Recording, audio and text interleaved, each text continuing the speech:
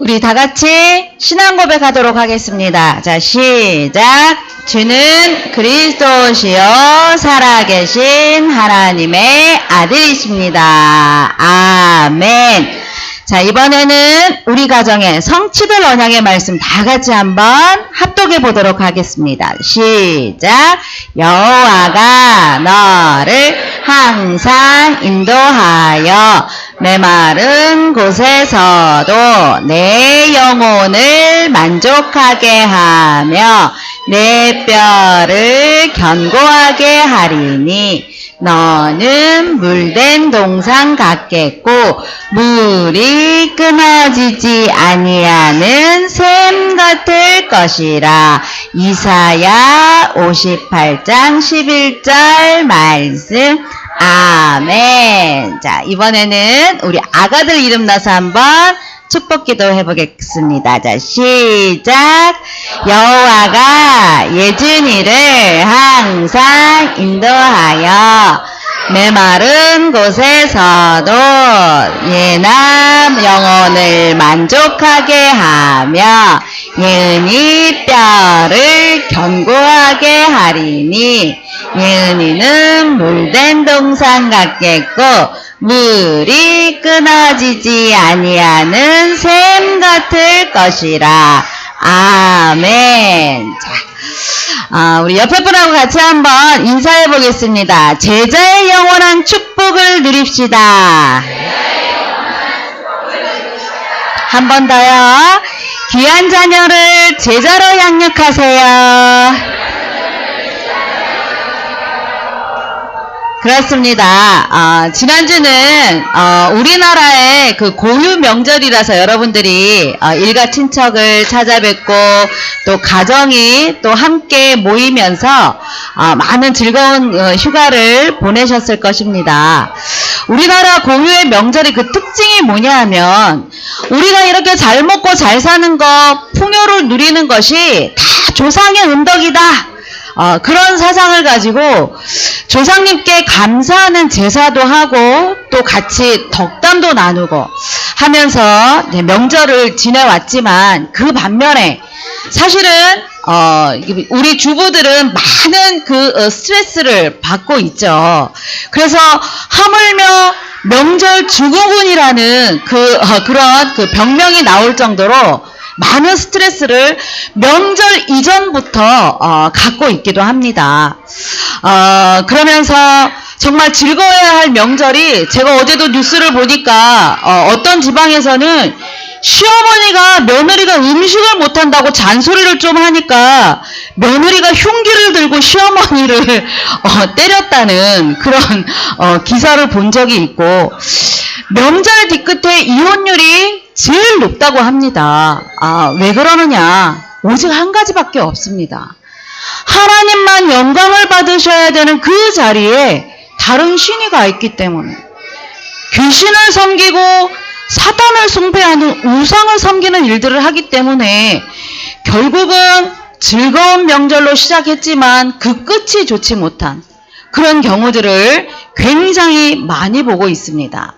그래서 바울은 어떤 말을 했냐 하면 고린도전서 10장 20절에 보면 이방인이 제사하는 것은 하나님께 하는 것이 아니다. 나는 너희들이 귀신과 교제하는 것을 원치 않는다. 그래서 우상을 피하라. 그러면서 고린도전서 10장 31절에 보면 그런즉 너희가 먹든지 마시든지 무엇을 하든지 다 하나님의 영광을 위하여서 하라. 이렇게 말씀을 하고 있습니다. 그래서 이제는 우리가 흑암 문화에 제사 문화에 치고 들어가는 그런 명절이 아니라 우리는 태영아의 모든 가정들은 빛을 발하는 영적으로 승리하는 그런 문화를 바꾸는 그런 앞으로의 명절이 되시기를 바랍니다.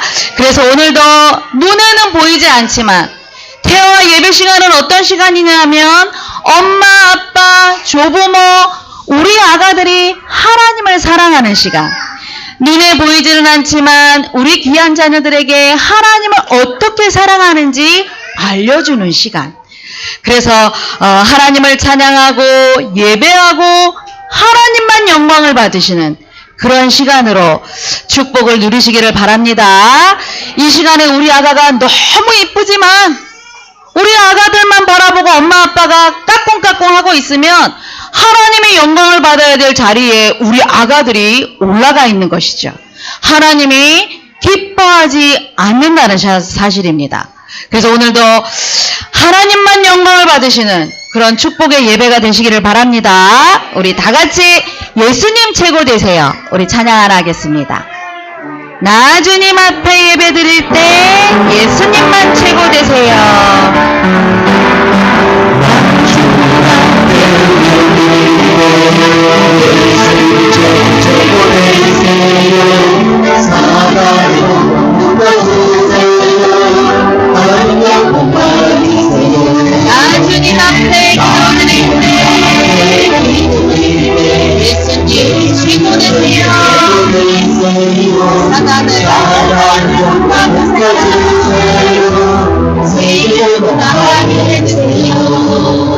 아멘. 제자의 영원한 축복을 누릴 우리 귀한 태영아 랩런트들, 우리 어떻게 양육하면 될까요? 첫 번째입니다. 우리는 복음의 가치를 아는 부모가 돼야 될 것입니다. 마태복음 28장 16절 17절 말씀 보니까 11제자가 갈릴리에 가서 예수께서 지시하신 산에 이르러 예수를 배웠고 경배하나 아직도 의심하는 자가 있더라. 오늘 마태복음 28장 16절에서 28절 본문 전체 말씀은 예수님께서 십자가에서 죽으시고 3일 만에 다시 살아나셔서 이제 제자들에게 중요한 사명을 전달하는 그런 말씀이 기록이 되어 있죠. 이 말씀은 성경 66권 중에 가장 핵심된 말씀이요. 우리의 신앙생활의 결론이라고 할 수 있는 중요한 말씀인 것입니다. 그런데 제자 중에는 의심하는 사람도 있더라. 왜 의심이 나올까요? 예수님에 대한 확신이 없기 때문에, 예수님이 눈앞에 보이셨는데도 예수님에 대한 확신이 없고, 또한 중요한 것은 예수 그리스도에 대한 중요한 가치를 발견하지 못하면 이렇게 예수님을 보고도 의심이 드는 것이죠. 예수님이 어떤 분이십니까? 부활하신 예수님이 십자가 지시기 전에 이 세상에 오신 그 목적, 예수님이 어떤 분이신가를 우리는 분명히 알아야 될 것입니다. 예수님은 이 세상에 인생 최고의 복된 소식, 복음을 전해주시러 이 세상에 오신 분이죠. 전 인류는 아담과 하와로 인하여서 모든 인류가 하나님을 떠나게 되었고, 죄 가운데 사단의 종이 된 그 운명 아래에 놓이게 된 것입니다.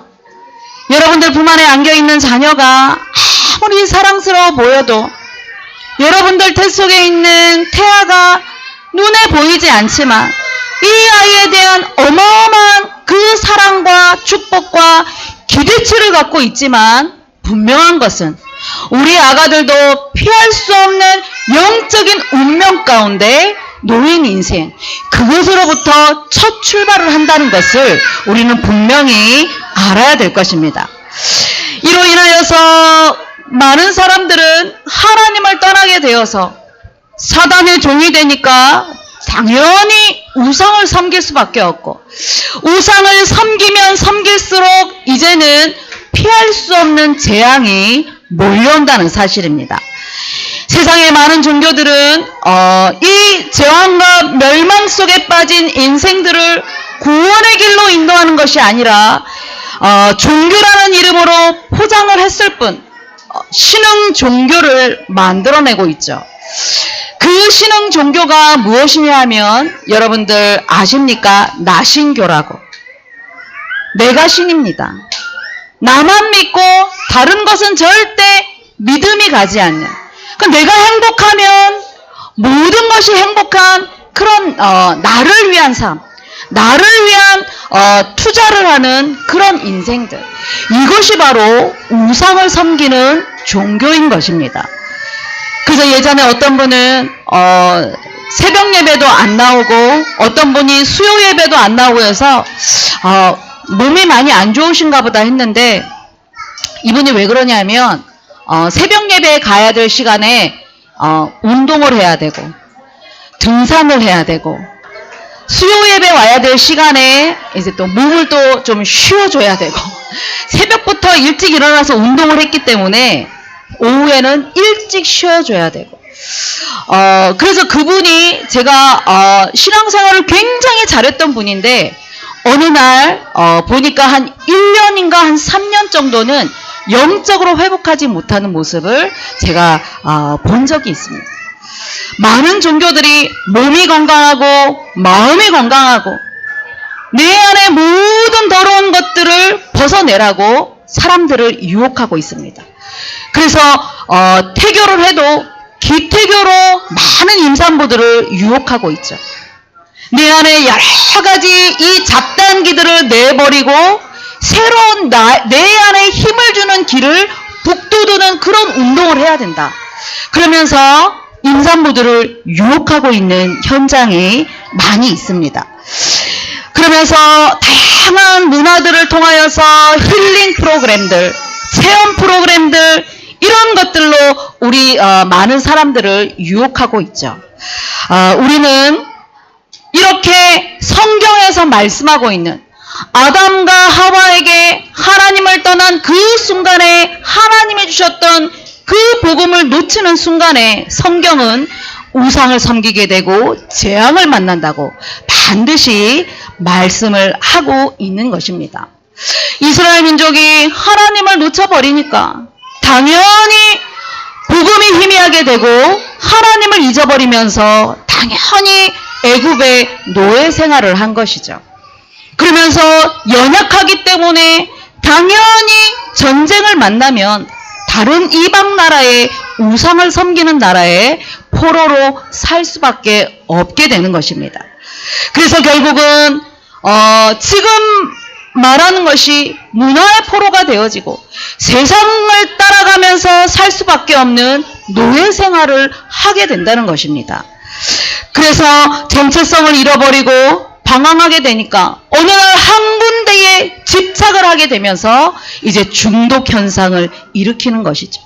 어떤 사람은 게임에 중독이 되기도 하고, 어떤 사람은 마약에 중독이 되기도 하고, 어떤 사람은 알코올에 중독이 되기도 하는 다양한 형태의 영적인 문제들을 만나게 되는 것입니다.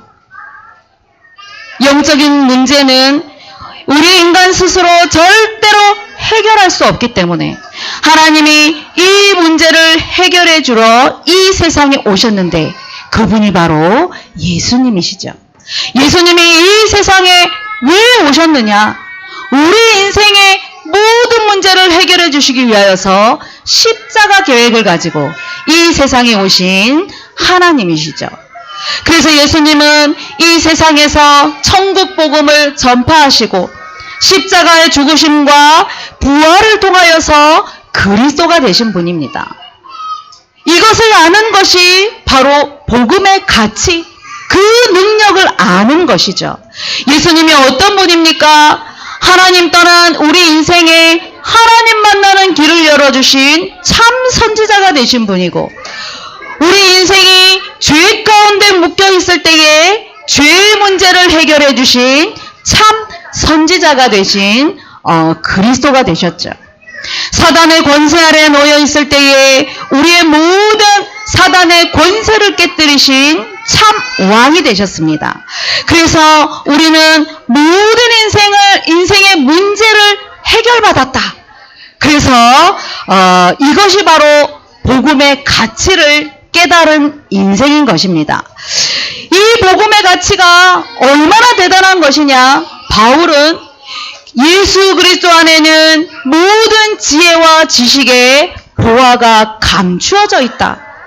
그리스도의 이 가치, 복음의 가치를 보물과